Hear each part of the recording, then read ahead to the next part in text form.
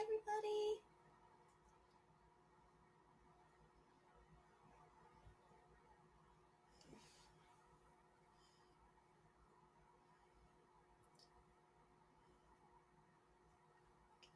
Hi, everybody. Happy Tuesday. We're just going to wait a minute and see if we get a few more people in here, and then we'll start the excitement. Probably see that I've got a special friend with me. She's pretty awesome. Good morning, everyone. I also have a sheet that I just put in the comments for you for if you'd like to see some more facts and such about the turtle that we're going to learn more about today. How exciting! Yay! I'm just so excited to share Squirtle to all of you. Yes, this is Squirtle the turtle. She is pretty awesome. She's pretty big, huh? Yeah, that's a big turtle. Oh, looks like we're going to have another guest too who doesn't want to miss out on the fun. Or he's just going to be kind of behind the scenes. I've got Kenobi with me as well. All right. So, hi everybody, and welcome to today's edition of Quest Bites.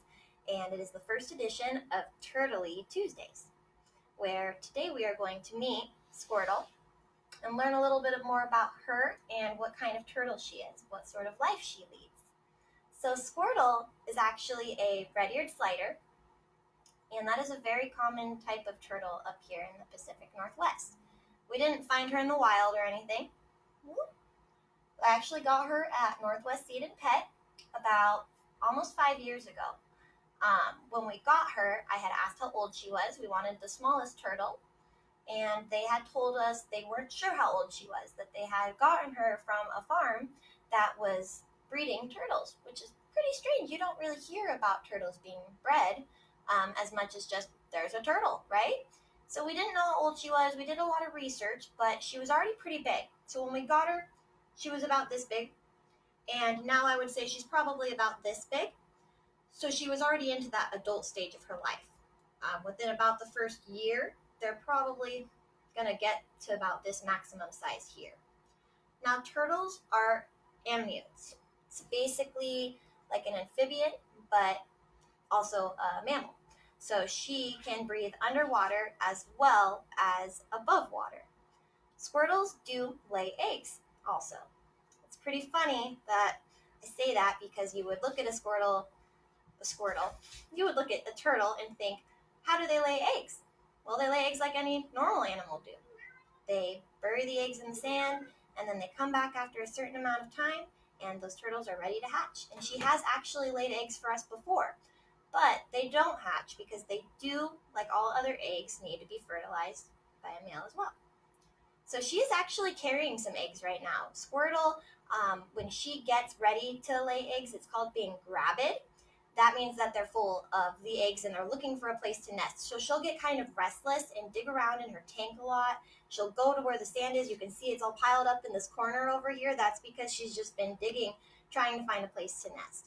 We do have a really cool big Tupperware that we've filled with sand and we've put holes in so that she can breathe, but she likes to be in the dark. So turtles, when they're ready to lay their eggs, they really like it to be dark. They like it to be warm. They like it to be dry. So we'll put her in there for a little bit, a few hours every day, and then she'll lay the eggs. Now, right now, she's not carrying enough for that to be the case. And there actually is a fun way to be able to tell that. So I'm not going to take her out of her tank right now, but you can hold the Squirtle. And I'm going to call her the Squirtle because that is what I call her. I call her my Squirtle turtle all the time. So you hold her, and then underneath, so let's take a look here. You see her legs right there? There's a pouch that kind of comes out a little bit. And when you're holding them, you can feel in there, and you can feel the eggs. Also on the underside, kind of near her tail. So that's where they carry the eggs. If you feel in there and it kind of feels like a hard marble, a few hard marbles, that means that she's definitely carrying them. Now, it's really, really important to make sure that when your turtle is ready to lay eggs, you are keeping them healthy and happy and getting them a place to lay those eggs. Otherwise, they hold on to those eggs. They don't go anywhere, and they get more calcified, and that can cause a lot of problems for the turtle. Now, calcified is a fancy word for getting hard. So it would be, instead of just a little tiny marble that might be a bit squishy, it would be a rock hard marble that you'd be able to throw and it would clang against something. Now, I have actually seen her eggs before, and they are very, very, very small. They're about this big, and they look like something you'd get out of one of those toy dispensary machines. So now that you've learned a lot about Squirtle's eggs, let's talk a little bit about what else Squirtle does. So turtles can't just stay in the water. I know that right now all you're seeing is that she's floating around in the water, but what you can't see is up above, we do have a basking area for her. So at night is when she basks. At about 8 o'clock, we turn on her basking light, and then she'll just crawl up her little ramp and sit up there and get warm and have a good time. Now you're probably wondering, ramp? What kind of ramp do turtles use? Well, we've had to get creative with ramps over the years. We've made them out of fake piping. We have made them out of different types of hard plastics. We've also just used to put a habitat in her home so she'd just be able to climb up into her basking area. However, I noticed that she really needed more room. So something my husband and I do every year is called a Squirtle the Turtle tankover.